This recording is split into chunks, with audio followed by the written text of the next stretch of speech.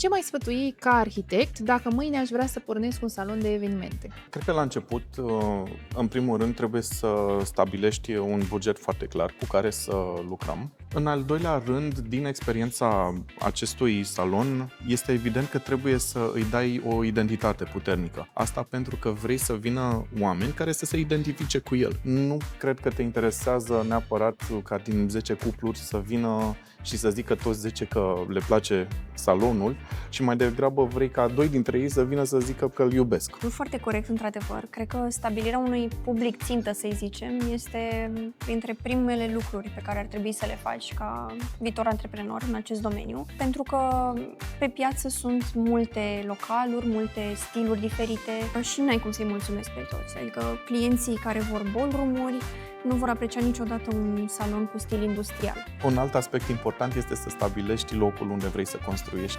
salonul și numărul de persoane pe care vrei să-l ai la un eveniment anume, deoarece asta îți va da numărul de locuri de parcare și poziția salonului pe parcelă. Spre exemplu, la Moonlight au vrut să aibă în spate un spațiu de tip grădină. Într-adevăr, foarte puțini oameni care nu sunt în domeniu își dau seama de cât ocupă aceste funcțiuni adiacente pe lângă salon. De foarte multe ori, jumate din parcelă sau chiar mai mult ajunge să fie dedicată parcărilor. Aș mai menționa câteva caracteristici cheie pe care trebuie să le aibă un salon de evenimente. Iarăși, pentru noi a fost important să fie ușor configurabil. De la un eveniment la altul să poată să schimbe caracterul. Partea tehnică, iarăși, este foarte importantă și ce transmite.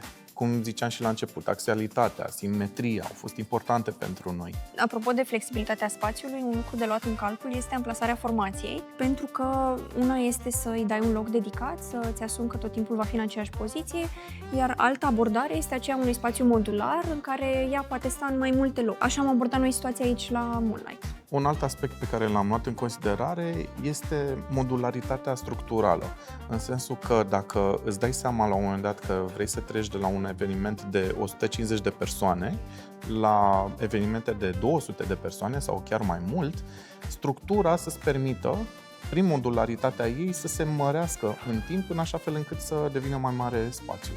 Și un ultim sfat, foarte important din punctul nostru de vedere, este acela al luării în calcul al brandingului și marketingului viitorului salon, pentru că conceptul de arhitectură merge în mână cu identitatea vizuală a spațiului. Ele pot fi gândite concomitent de la început sau arhitectura poate deveni punctul de plecare pentru identitatea spațiului.